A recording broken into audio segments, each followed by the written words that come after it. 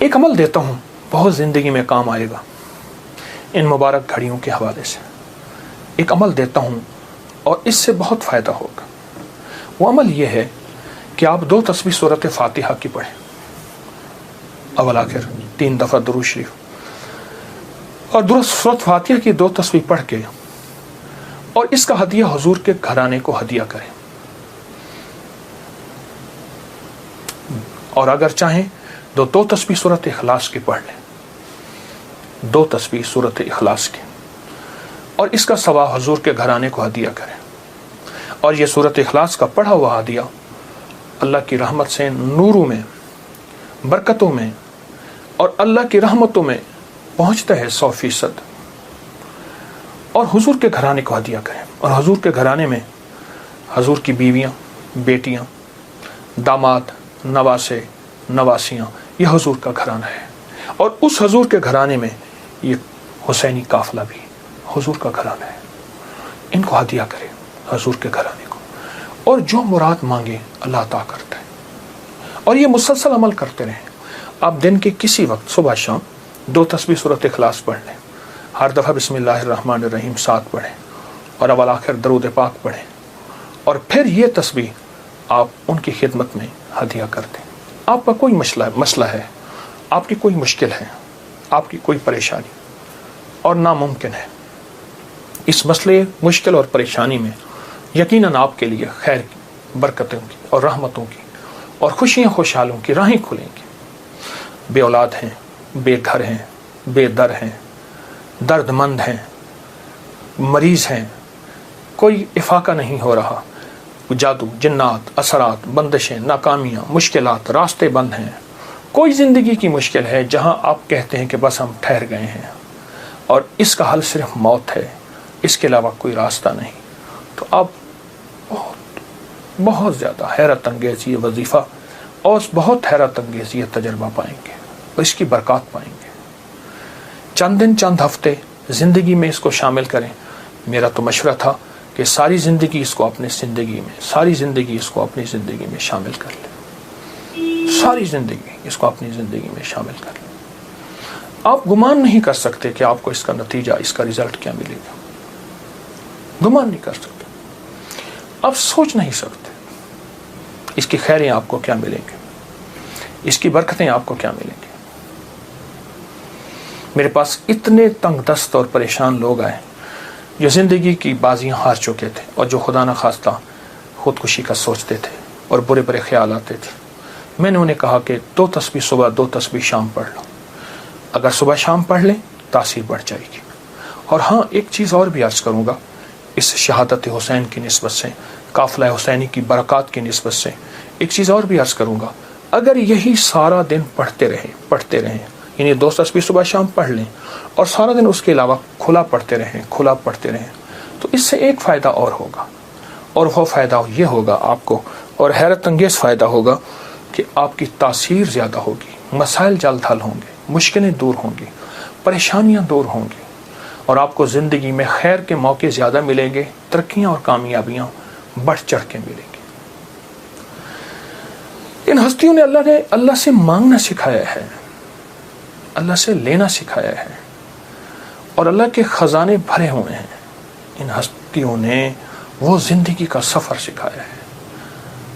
عاشورہ کا ڈھل جانا، صغرا کا وہ مر جانا، اصغر تیرے سینے میں برچھی کا اتر جانا، یہ کہانیاں سچی ہیں. یہ سبق دے کے انہوں نے اللہ کے ساتھ جڑنا سکھایا ہے، اللہ کے ساتھ جڑنا سکھایا ہے.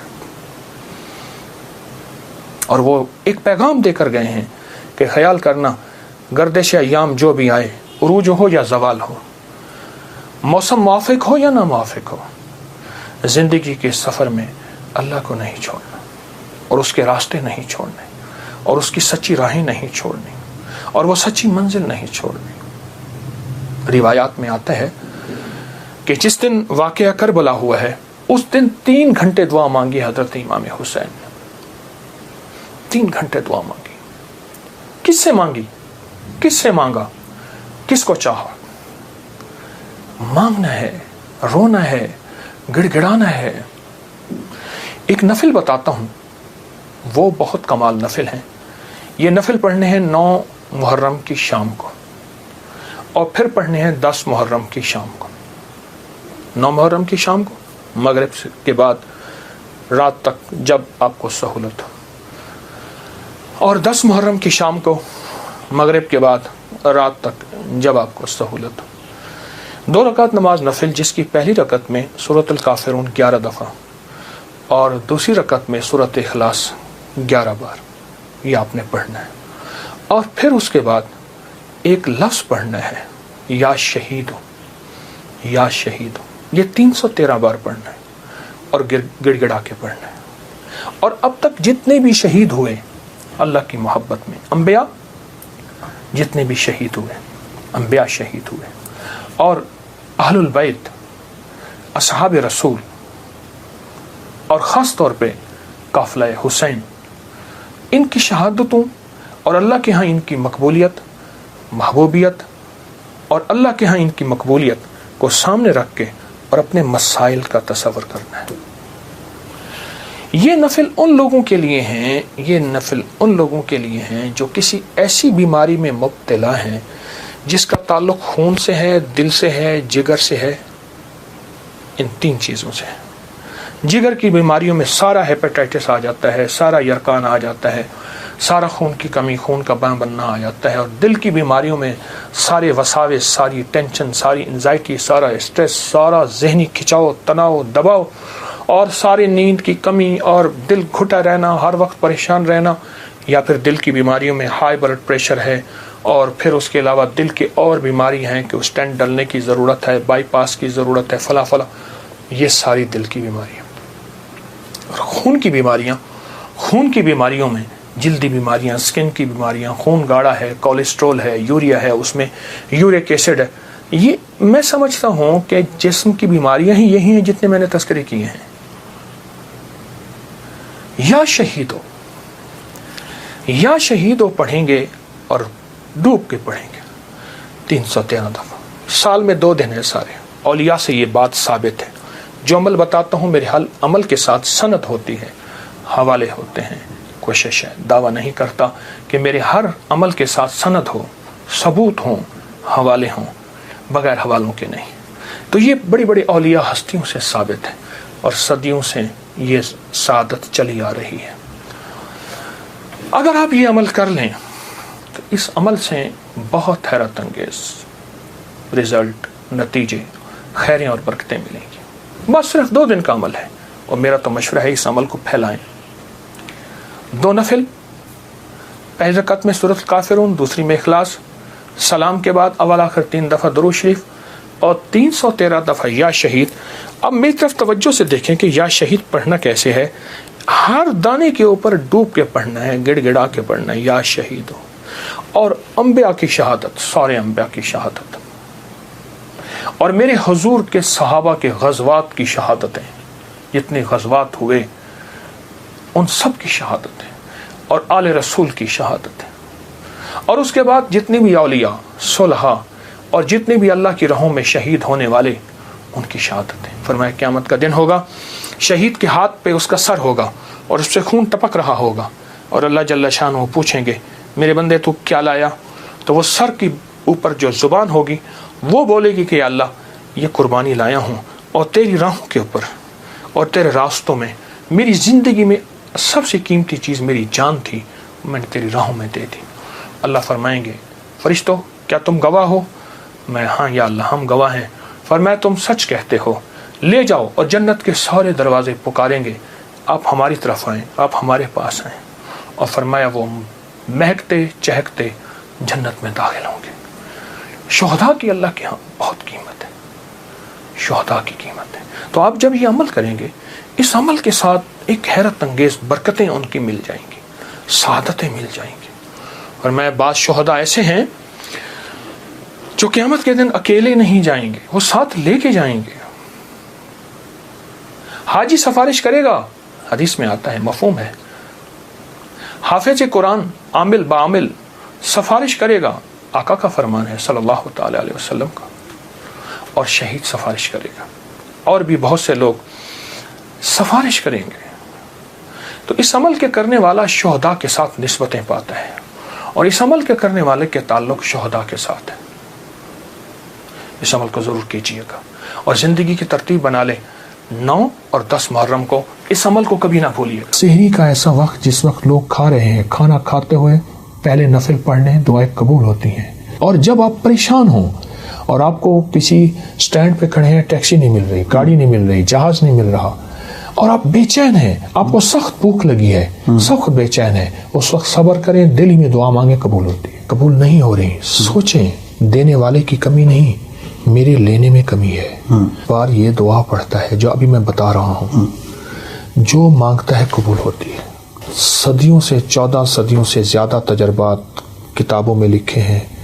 اگر یہی دعا اسی رات میں 27 بار پڑھی جائے، 20 منٹ گھنٹہ اگر اس دعا کی اس کیفیت میں لگا دیں، بہت قبولیت ہے، بہت قبولیت ہے.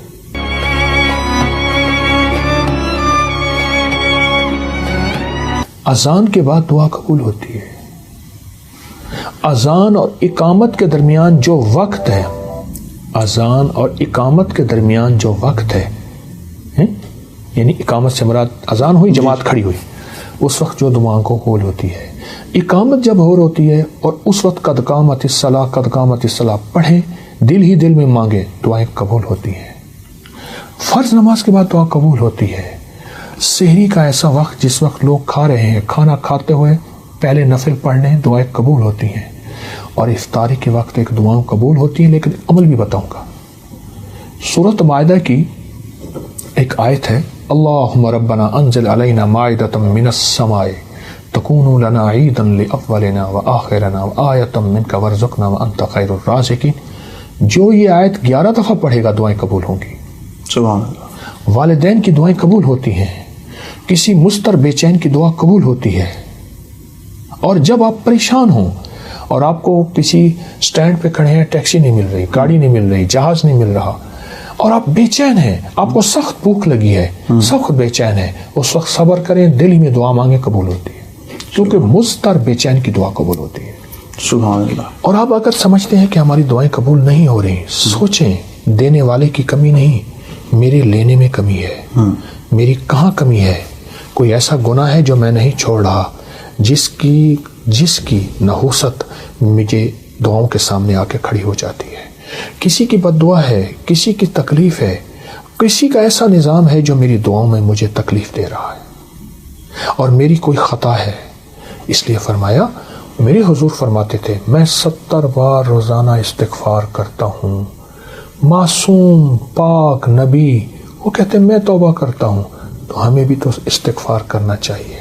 اے اللہ میری گزشتہ زندگی، اے اللہ میری پہلی زندگی، اے اللہ کیا پتہ میری کوئی دادا پردادا میں ایسا آیا تھا جس نے کسی کو ذلیل کیا، تنگ کیا، مال کھایا، اس کا رزق کھایا، اور اس کی جھولیاں اٹھا کے آہیں تھیں اور وہ آہیں میرا پیچھا کر رہی ہیں. اے اللہ میں تو وہ ساری توبہ مانگتا ہوں، ساری توبہ کرتا ہوں، سارا استغفار کرتا ہوں. یہ چیزیں ہیں، جب بندہ یہ کرتا ہے پھر دعائیں قبولیت کی سامنے آنکھوں سے دیکھتا ہے. تو ان چیزوں کا بھی تو خیال ضروری ہے. توبہ کا ذکر ہو رہا ہے، توبہ کی رات 15 شعبان معظم جو ہے وہ آ رہی ہے، اور شخص جو اس رات گریہ زاری کرتا ہے، توبہ کرتا ہے، اس رات کے وہ خاص وظائف عنایت کرنا چاہیں.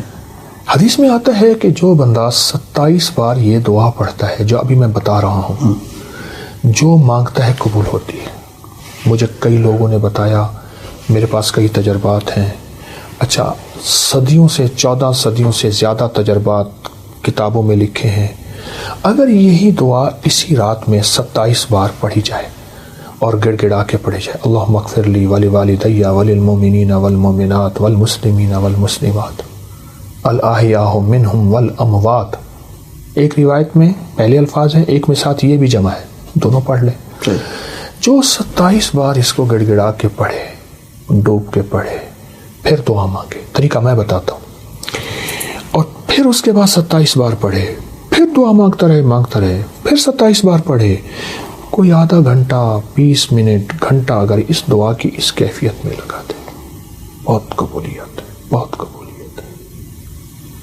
یہ دعا یہاں تک میرے آقا کا فرمان ہے، میرے حضور کا فرمان ہے کہ جو یہ پڑھتا ہے اللہ اس کو اتنی مقبولیت دیتا ہے کہ اس کے ذریعے سے اللہ مخلوق کو رزق دیتا ہے. اور اس کے ذریعے سے اللہ مخلوق کی دعائیں قبول کرتا ہے، اور یہاں تک فرمایا کہ اللہ اس کے ذریعے سے اتنا ہوگا کہ اللہ اس دعا کی برکت سے اس کو مستجاب الدعوات بنا دیتا ہے، اور مستجاب الدعوات وہ لوگ ہوتے ہیں جو ہاتھ اٹھائیں یا نہ بھی اٹھائیں اس کریم سے عرض کریں اور ہو جاتا۔ سبحان اللہ۔ عمل کے حوالے ہماری ثبوت کے ساتھ مستند کتابوں میں موجود ہیں، ثبوت کے ساتھ مستند کتابوں میں موجود ہیں۔ اس عمل کو آپ ایک بار کر سکتے ہیں، چند بار بھی کر سکتے ہیں، ناممکن حاجات مسائل کے لیے، ناممکن حاجات مسائل کے لیے، بس اتنا الفاظ کافی ہیں۔ ایک صاحب میرے پاس پرانی بات ہے، میں نے کہا نا ایک صاحب نے مجھے یاد دہانی کرائی، اب کری میں چھپا ہے یہ، میرے پاس آئے، مجھ سے کہنے لگے یہ مسائل ہیں۔ میں نے کہا میں پہلے کمیشن لوں گا، چندہ لوں گا، پھر بتاؤں گا۔ اس نے کہا جو آپ دل چاہے دے دیں۔ میں کہا جیب میں سے پیسے نکال، کتنے ہیں؟ نکالے۔ میں نے کہا دوسری جیب میں ڈال، اچھے خاصے پیسے۔ میں کہا رکھ لیا، اس نے رکھ دیے۔ رکھنے کے بعد میں نے کہا اب یہ عمل تو نے کرنا ہے 11 بار، یہ گوشت والا۔ کتنی بار؟ پہلے 3 دفعہ میرے لیے اس نظام کے لیے کر، تیری ہو جائے گی حفاظت۔ اب نقطے پہ کریں غور، میرے اور اس نسلوں کے نظام کے لیے، اس پورے نظام کی حفاظت، برکت، عافیت کے لیے کر 3 بار۔ اور جس طرح اپنے لیے کرے گا خلوص اخلاص سے، اگر تھوڑا سا بھی اخلاص خلوص میں کمی ہوئی تو جو فائدہ پھر اگلے میں بھی نہیں ہوگا۔ کر 11 میں سے 3 نکالے، باقی کتنے بچے؟ 8 دفعہ پھر اپنے لیے کر، وقفہ وقفے سے جب بھی کر، پھر اس کی تاثیر دیکھ۔ چلا گیا، کچھ عرصے کے بعد ملا، کہا اس وقت تو سمجھ نہیں آئی تھی، کئی وسوں سے آئے کہ ان کو اگر اپنی ضرورت ہے تو ہمیں کیا دیتے ہیں، ان کے پاس ہے ہی کچھ نہیں، خود خالی ہیں۔ یہ آیا، کبھی کیا سوچ آئی، کبھی کیا سوچ آئی۔ کہا کہ میں نے اپنی سوچوں کو سنبھالتا تھا، کنٹرول کرتا تھا، اور سوچوں پہ پہرے بٹھا کے اپنے یقین کو جمایا۔ کہا بس وہ 3 دفعہ کا جو یقین جمع، ایسا 3 دفعہ میں نے آپ کے اس سارے نظام کے سخت تصور، سخت توجہ، سخت دھیان سے کیا۔ اس کے بعد جو 8 دفعہ تھا، کہا وہ میرے لیے ایسے ہوا جیسے بیری کے ہر پتے پہ کوئی اللہ کی نیک مخلوق بیٹھی ہے، اور وہ میرے لیے اس نے پتے کو مصلی بنایا ہوا ہے۔ غور سے سمجھو، اس نے میرے لیے ہر پتے کو کیا بنایا ہوا ہے؟ کیونکہ یہ جو ہے نا بیری کا درخت، یہ اصل میں جنت کا درخت ہے۔